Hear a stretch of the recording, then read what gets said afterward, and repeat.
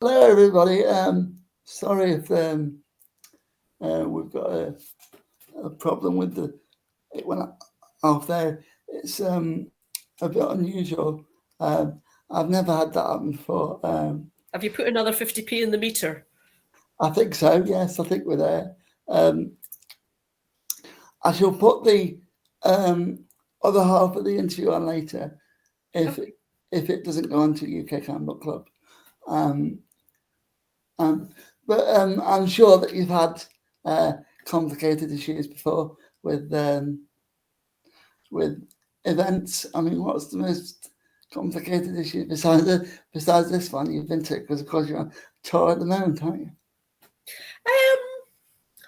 Have I had things go wrong?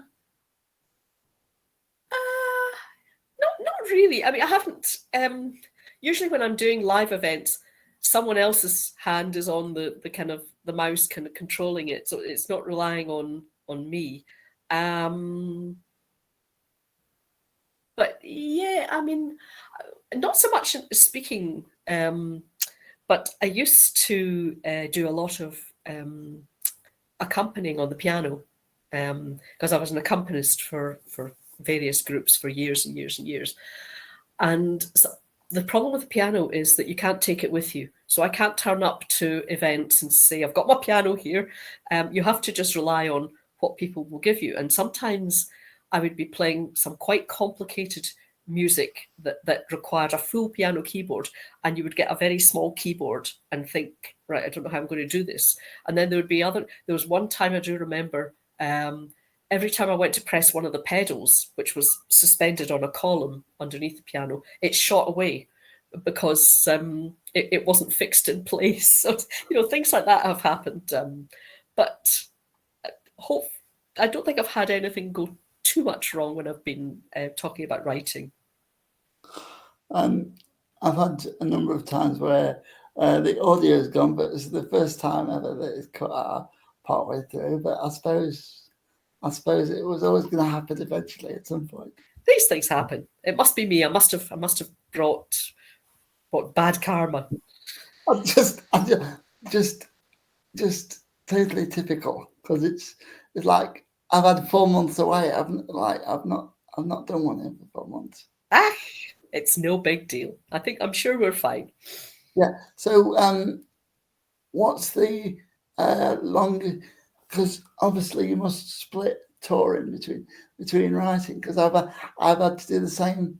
Um, what what do you normally do if you got to write while you're on tour? I try not to.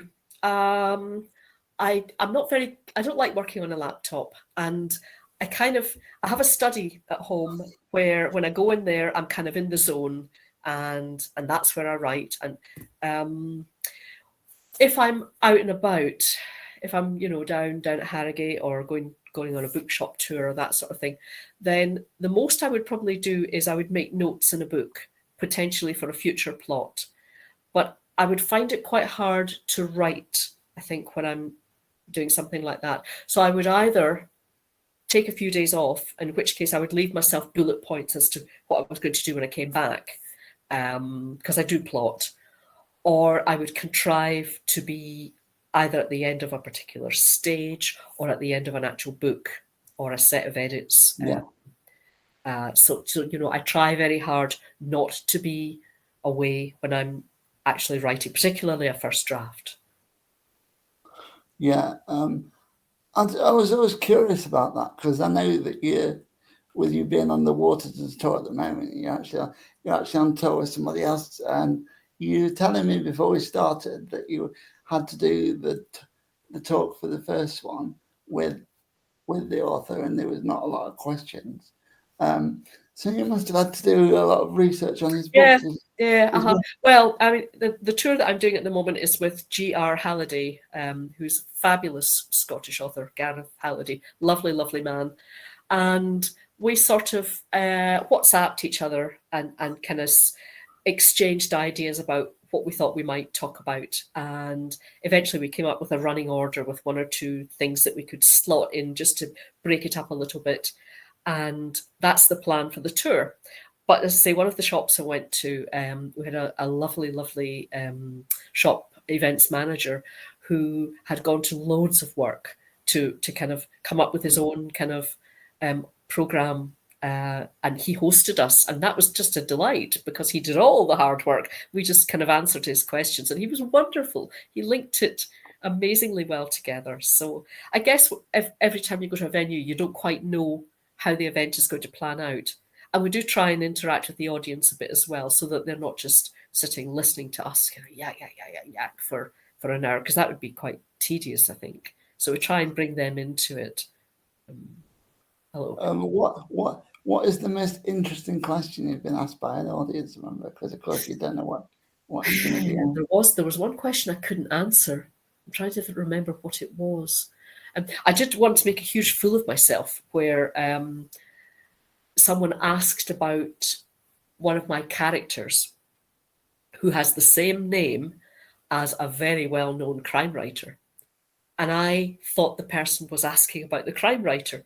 And I went off into a great sort of fangirl moment about how, I met this writer and, we did this and she said that. And it was really, really interesting. And then there was just a kind of silence because clearly everyone in the room knew that the questioner had meant my character. And then someone said, I think she meant, the woman in your book. And I was like, oh, sorry. So I had to kind of redo that again. Some of the questions are really, really interesting. But, often it will be about things like the dog. The dog comes up a lot. I think because, people like dogs. They're good fun. Dogs and cats, they always add a little something extra. People will want to know what's going to happen to Claire. Is she going to get married to her DCI? And stuff like that. So and then sometimes you'll get someone who gives you a more challenging question, and you really kind of have to think about the psychology sometimes of what's going on. And I'm not really a deep thinker, I have to be honest and say. So sometimes I'll just kind of say, well, I don't know, I didn't really think about that. That was why it was happening. I just kind of wrote it. Yeah.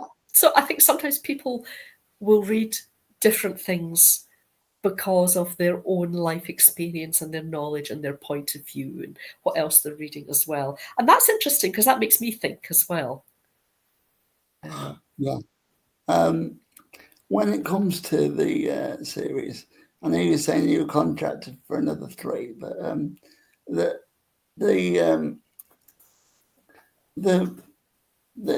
interesting thing that I've noticed about your style, because I've been, as readers will probably guess, because I put the reviews up pretty recently, that I've been reading them quite close together. You seem to put a lot of character development at the beginning and end of your novels. Why do you do that? Right. I'm conscious at the beginning that someone may come into the novel without knowing anything about the series. So I sort of like them to know a bit about the people, particularly the ongoing characters, Claire and Chris and so on. So and the other thing is, coming to the other end, I like to have an ending that is either a happy ending, where, you see something's good happening for Claire, or, as I say, a cliffhanger, but the ending will be nothing to do with the crime. It will be domestic. It will be to do with Claire's life, or whatever she's doing or moving on to, or her personal life or whatever. I mean, the most fun I had was in book 5, Next in Line, where she ended up going to a TV studio and being interviewed. And that was I had to do a bit of research on that. And Jonathan Whitelaw, who's another lovely Scottish author, he has done a lot of work he's a journalist, and he's done a lot of work in media and things like that.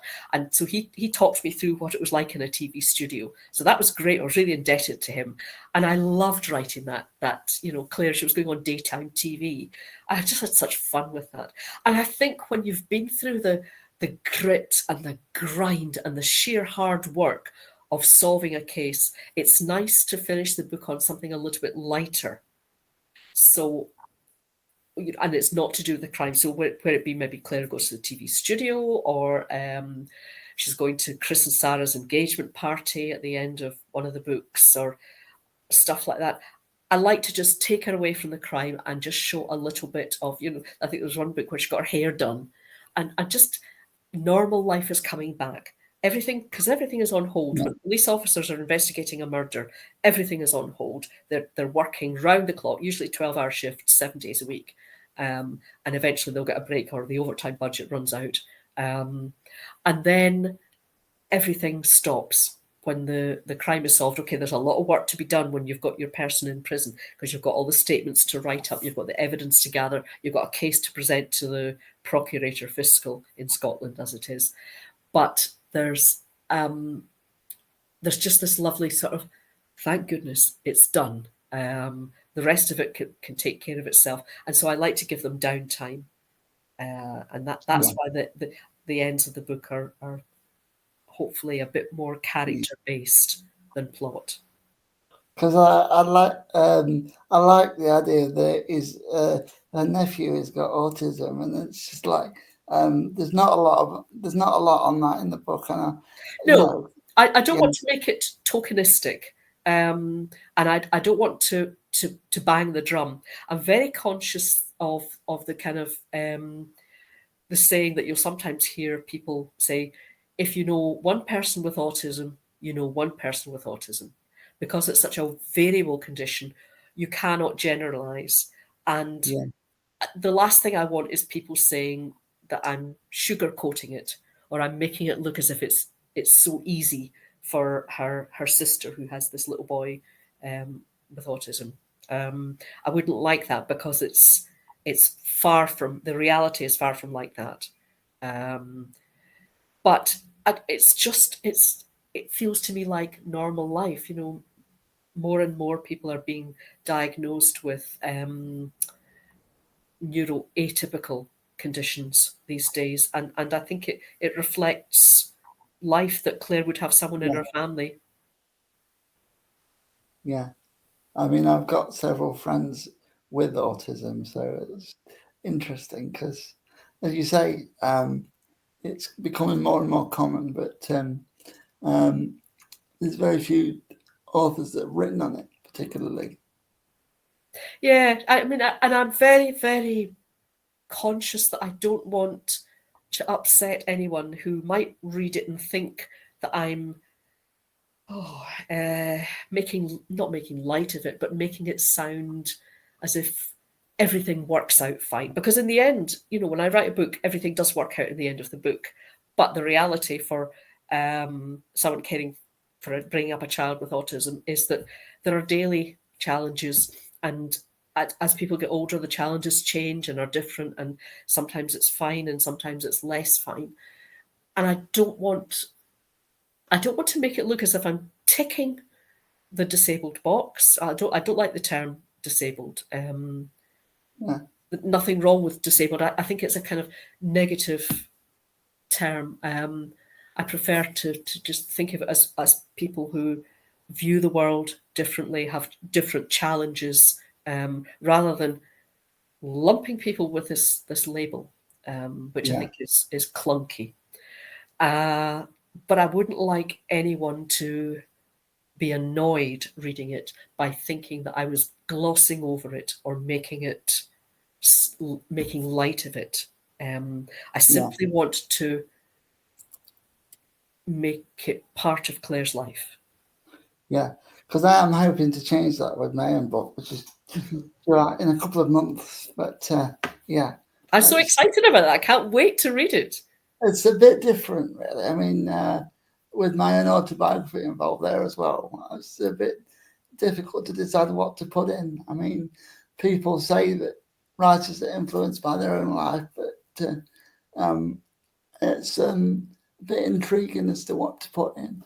Would you say that you've included from your own life that you weren't expecting to include yourself? Lots. Claire there's a lot of me in Claire.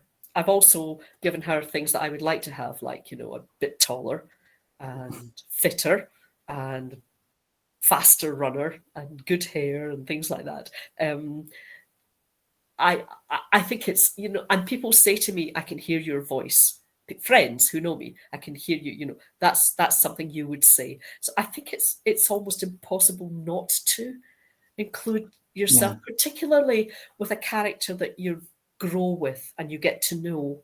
And I love Claire. I think she's a great character. She's not perfect, but then who among us is perfect?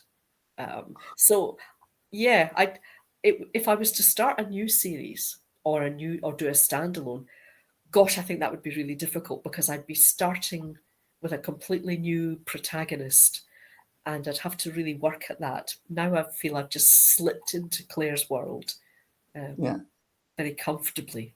Maybe that's a bad thing. I don't think so, because if you like, series fans often hate the idea that the author's going to end the series. Yeah, I've certainly no plans to end it, but I think I'll know when I've run out of steam with it. yeah, I hope I'll know. I really do, or someone tells me. yeah. And on that positive note, I think we might well end it there, and I should probably have to put this on. Got a bit of editing to do on UK Comic Book Club later, because I think that a couple of people that don't know I do this might have just seen the last 15 minutes of this and going, what's this going on? Yeah, what's going on here? Oh, Alex, it's been such a pleasure to talk to you. Thank you so much. I've really enjoyed it. Well, thank you so much, and thank you for sending us a couple of the books as well. Oh, you're welcome. I would have sent you Old Bones Lie, but I haven't got any copies yet. It's all right. Thanks to Audible, I got it on pretty relatively quickly too. So great. No Good. problem. Yeah. So I'm just going to turn it off now. Okay. Yeah. Thanks very much. Bye-bye.